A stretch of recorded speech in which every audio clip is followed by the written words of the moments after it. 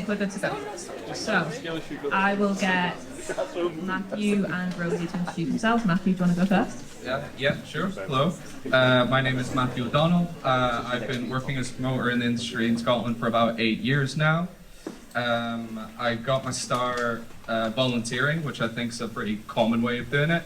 And then I booked a couple of DIY shows, got a job as a freelancer, got a job full-time now at PCL Presents. Thank you. And Rosie? Sweet. I'm Rosie. I'm an artist manager. I work at a company called Kingdom Management. I manage an artist called The Big Day and then assist on various other artists and bands. So I've been doing it for about 8 years. And how did you get started?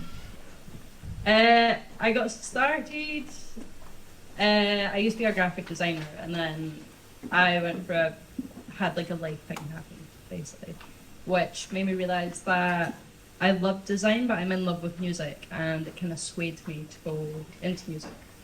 So I didn't know what I wanted to do. I was like, do I do tour management? Do I do like promotion? Do I do booking? Do I do management? I worked for White Days, which is like a sister company to Off the Record.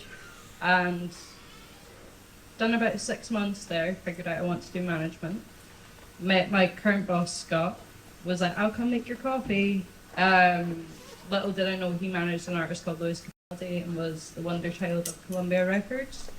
And then yeah, from there, he didn't let me make his coffee, he just brought me straight in and trusted that I would do well. So, yeah. Very nice. So breaking it down to its absolute basics, I'll go to Matthew first. What is the role of a promoter?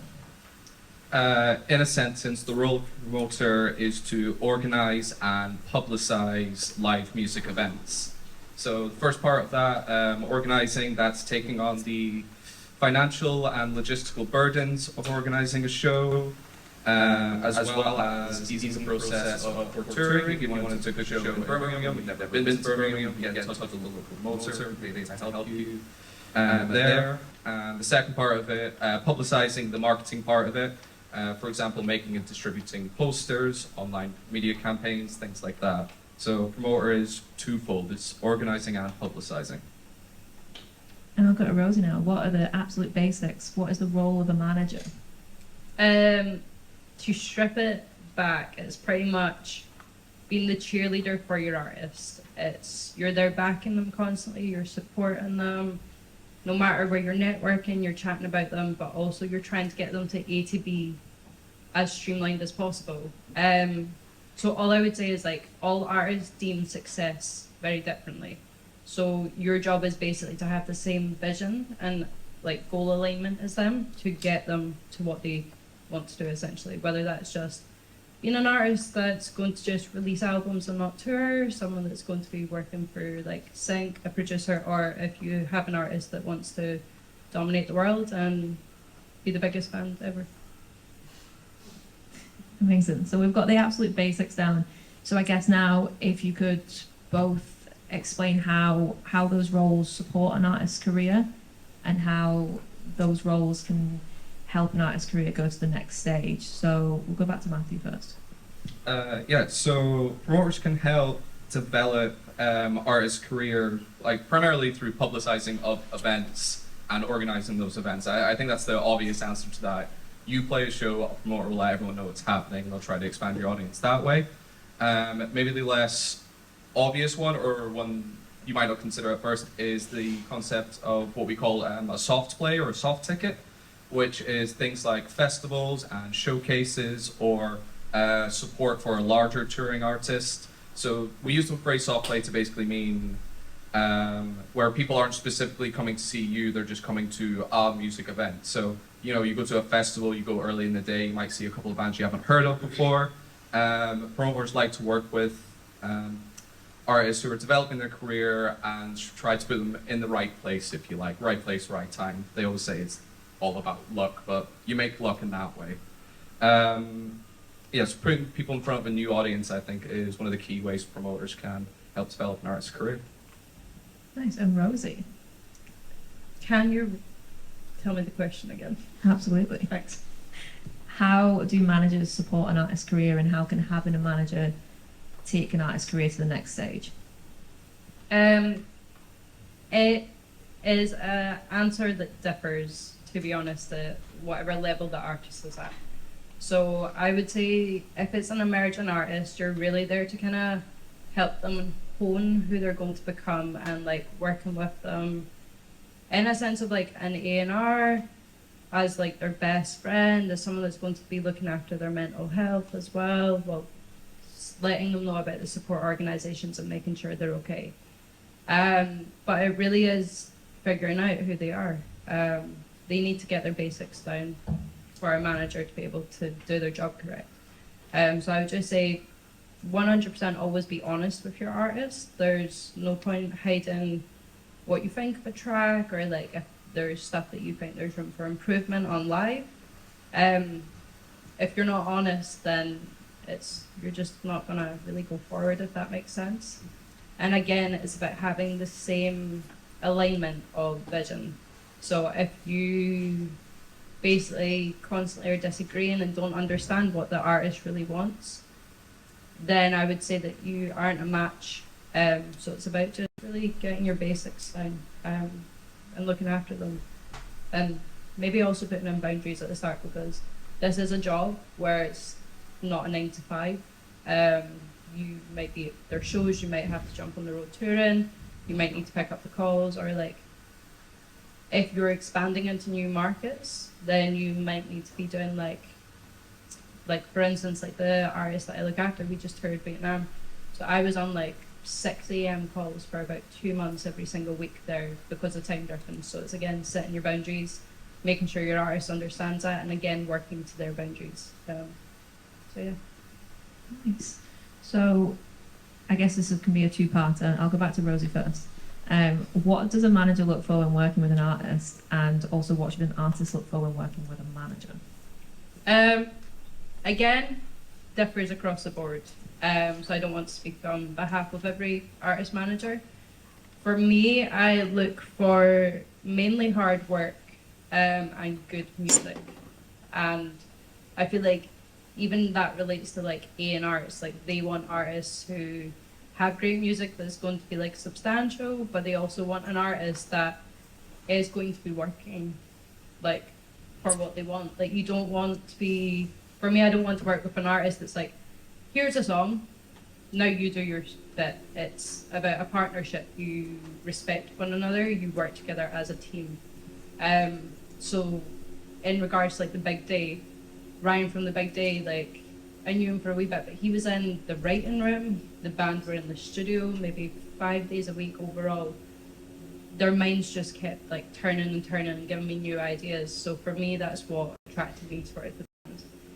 And it's about fully believing in your artist. So there's other times, in a sense, where you might adore the project or the artist themselves, and a lot of people will have different feedback.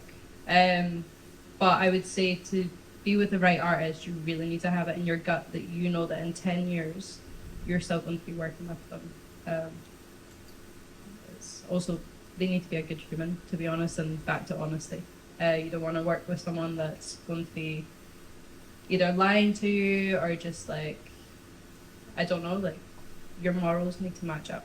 I hope that helps. Absolutely. And Matthew, what does a promoter look for when working with an artist? I would say maybe the obvious thing and most important thing is the live performance aspect. Being a musician is multifaceted. It's not just your recorded work. It is the live experience too, and that's what promoters tend to look for. So I would encourage artists to have in the repertoire a video of you performing live, even if that is in a practice run rather than a live like gig in a venue. Like have something that people can watch. So if promoters are not able to get down to a show, which they should be doing, they should be going to your shows to see. They have some like a reference to work off of. And I would say specifically for me, anyone who's able to engage with their audience. So that can be a number of things. It could be your stage patter, it can be your prose that you write through your songwriting, or I got my start in like punk music, so high energy was always a big factor for me. But yeah, that ability, it's a bit wishy-washy, but that ability to engage with an audience I find really important when considering which bands to work with. I back that, by the way. That's always something when it comes to the artist side of it. I will always make sure that I've been to the live show before, like, I would actually, to be honest, really consider working with the artist. I just think the live show is the main thing that hits my heart. So yeah, I'd say get in your practice room, do your trial gigs. You need to be testing out different stages and figuring out, again, who you are as an artist, and playing live helps that dramatically. Absolutely. So moving away from artists for a sec, how can aspiring industry professionals get started in management roles, Rosie? A phrase that I've been using quite a lot for when I do my job recently goes back to that, is you don't ask, you don't get. And for me, that goes back to the night that I met my boss. It was after a show in a bar, basically, and if I didn't that night say, can I come make your coffees, I probably wouldn't have ended up at Kingdom and working with him. That's my main thing, it's just asking. And when I was trying to figure out what I wanted to do, at that time I met with a good friend now called Johnny Madden. He was in a band called Baby Strange. I met with someone called Steve McLean, who's now like doing touring for Machine Gun Kelly. Like, I was speaking to other managers and just trying to figure it all out, and all these people actually had time, even if it was 30 minutes or over 2 months. I was like, I'll get my head down. I think in 1 week I went to like 17 gigs, just running about trying to figure out what this trade is and what I want. So it is, go work hard, go graft, and eventually it will pay off. And again, do your research though. You don't want to walk into a conversation a bit blindsided or not having stuff to talk about. So when it comes to networking, in this situation like today, like, I've already searched Matthew's background a wee bit, trying to be like, not in a bad way, but basically just figuring out where conversations can like start and meeting in the middle ground and clue yourself up, basically. Yeah, I would definitely back the don't ask, don't get. I had the same thing. My first freelance contract was for a company called So Far Sounds, and I got that by going to a gig and speaking to the organizer. And I think, honestly, I did that 2 or 3 times before he was like, oh, okay, you can help. And that's how I got my start.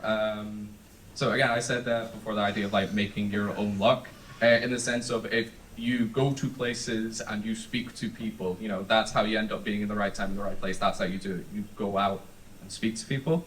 I would also say that it's a bit paradoxical, but if you want a full-time role in the music industry, you need experience to get that. So do something DIY if you can.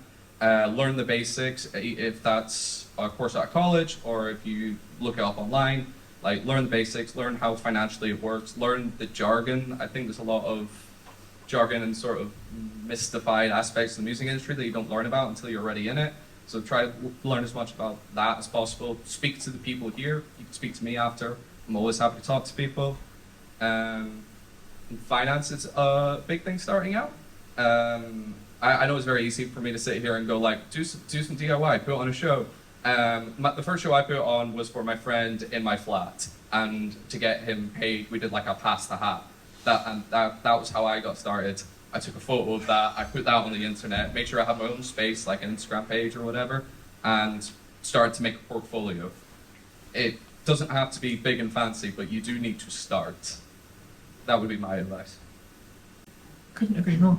So we are hurtling towards the end of the session and I want to have time for questions. So I will trim the last question to what is one piece of advice that you would give to someone who is just starting out? I'll go to Rosie first. Thanks.